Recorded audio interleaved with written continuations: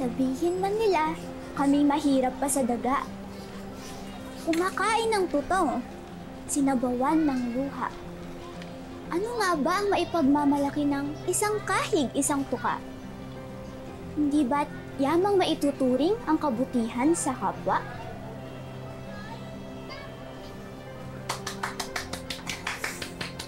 Ang galing-galing ng anak ko!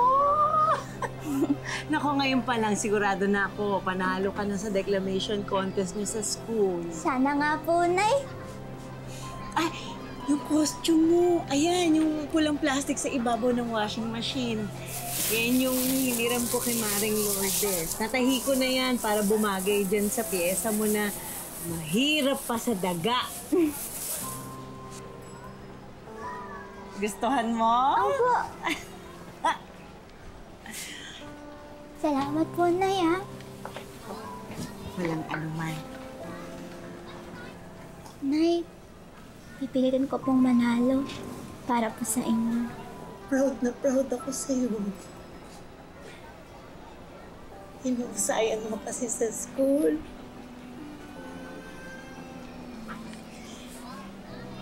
Ngayon pa lang, mas malayo na yung narating mo kaysa sa akin.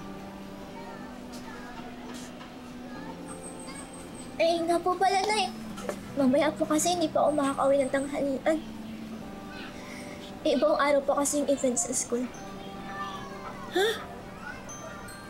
Eh, naku, paano yan? Kailangan mo ng baong tanghalian. Naku, wala akong pera.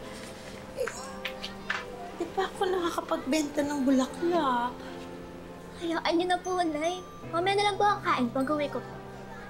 Nako, hindi pwede. Sisingilin ko si Maring Lani. May utang sa akin 100 yun. Para may pambaong ka sa school. Sige po, Nay. Yan na, Ay, bola! lang! Sa letrang B! Yan na! 4! Bingo! Swerte ko ngayon na! Bingo! Uy, patingin nga. 4, 25, 47, 64. Akin na yan. Akin na yan. Bilis! Ikaw naman lagay ko mga tama. Siyempre! Swerte ko ngayong araw eh. O. Bak! O. Uy, Miner! Baka naman pwede mo akong pahiramin muna. Pampuhunan lang. Kasi bibili sana ako ng ng mga paninda sa Taytay, tapos ibabay and sell ko. Naku, Lani, puro ka lang naisip ng negosyo. Puro ka ng utang ng puhunan. Ni isa, wala kang mga pagkakitaan. Aba, kasalanan ko ba kung nagmahal ang presyo ng baboy nung nagtinda ako ng ulam?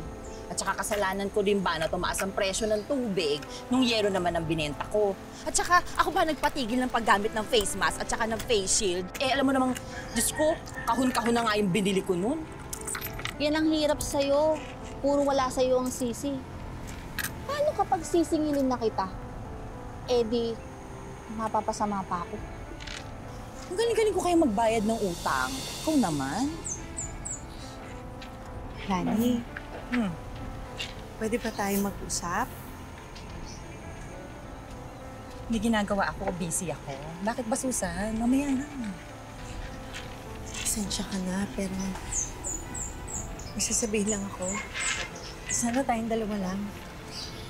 Importante ba yan? Busy nga, oh. Busy. Miner! Sige na, pagbigyan mo na. Sige na. Lani, medyo nagmamadali kasi ako eh. Papasok sa school si Rosalie. Kailangan niya ng pambaon. Eh, paano ka naman naging problema pambaon ng anak mo, Aber? Eh, may utang ka kasi sa akin 100. Eh, 3 buwan mo na kasi hindi nababayaran.